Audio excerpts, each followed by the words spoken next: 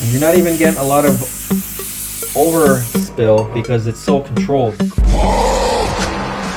Happy birthday to you. Happy birthday. If you're into 3D printing or creating models of your own, or if you like painting, today's video may be for you. This is a little tiny portable airbrushing kit. It's got 3 different muzzles. I'm going to show you how to swap out the needles in here. I'm going to show you how to paint, and this is essentially the little compressor. So stay tuned for the whole video. Painting with a paintbrush is awesome, but if you have a large scale model or a large painting, or if you want to get those really fine blends and details, airbrush is where it's at. So for my 3-year-old birthday, I decided to make a Hulk cake, and I wanted to go and make it a centerpiece. So I 3D printed the Hulk, I started painting it, and then decorate the kit around it, of him squashing the cake with Oreos being the concrete. So today I'm going to show you what I used to really get those fine details on the Hulk with the airbrush. This is a portable airbrush. They do come in different PSI settings for bigger or smaller jobs. Make sure this is nice and tight to avoid any air leakage. Take the other end and then connect it to the airbrush at the very bottom. To adjust the flow, you're going to control it this way. This is more, this is less. More, less. Now this is where you connect the reservoir. By default, they give you this metal one. This one holds 9 cc's of paint. So for touch-ups and whatnot, this is perfect. You just pour your paint in here and enough to go. They did give you 3 different reservoirs.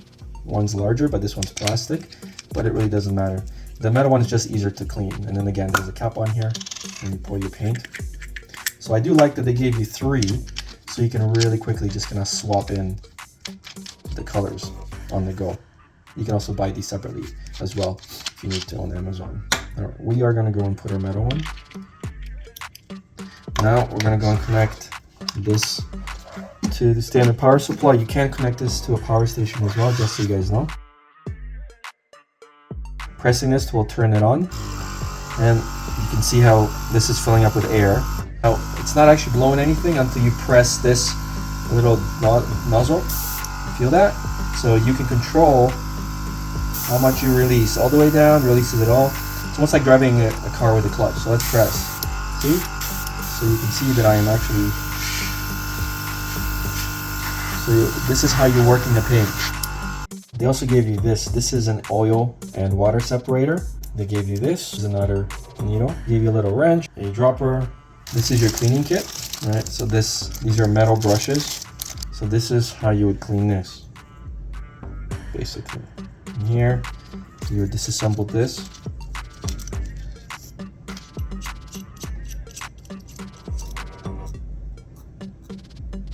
Alright.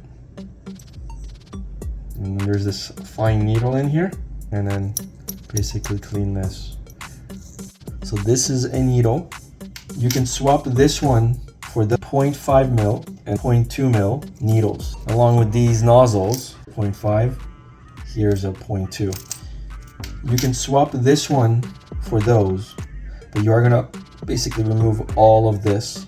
Then you're gonna have to reinsert this back in here. Now before you move the needle in, you see that little thing. Make sure it's facing upwards on an angle.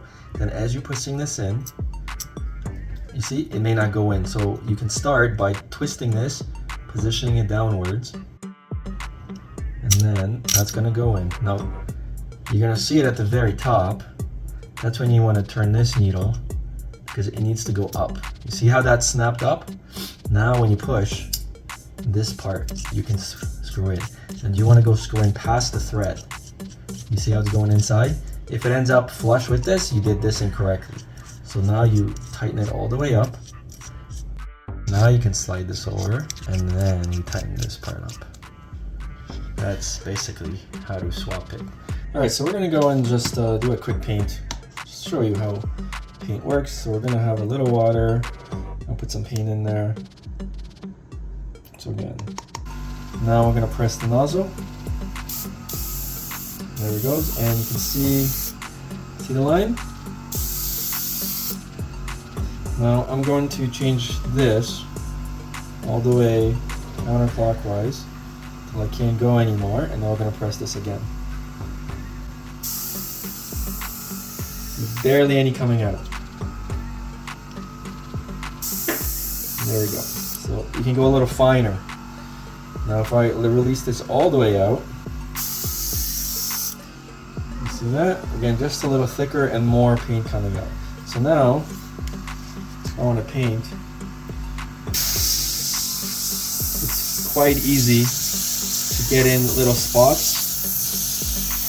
Right here, for example, if I wanted to do like a little fade, I could do it this way. Right? Let's soften this a little. There we go. Now it's a lot more paint, a lot easier and faster. So it can be some really nice shades to add that extra level of realism.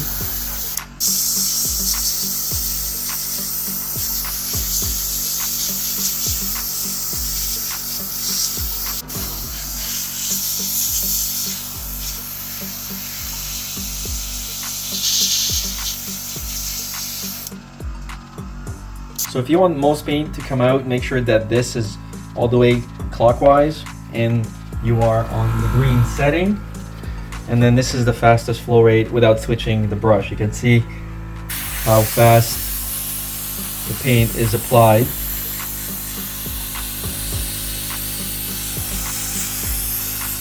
Alright. And you're not even getting a lot of overspill because it's so controlled. Now when you're done painting, immediately you want to go and clean the tips right here, and you want to go and clean the reservoirs. So this is the needle cleaning tool, so they have different widths depending on the needle that you're in. Then you take this and then you basically just stick this in the front and you go right through, making sure that you're cleaning. So this all needs to be cleaned as well. And then right in here, you also want to do a cleaning. This is where these brushes will come in as well. Now, once you cleaned everything, just very important, turn it on and spray it. Just to get anything else, see? That may be sitting inside. So definitely a really nice starter kit can come out of paint. Yeah, especially if you're doing 3D printing like I am. So that's the video. Thanks so much for watching, and I'll see you guys on the next one.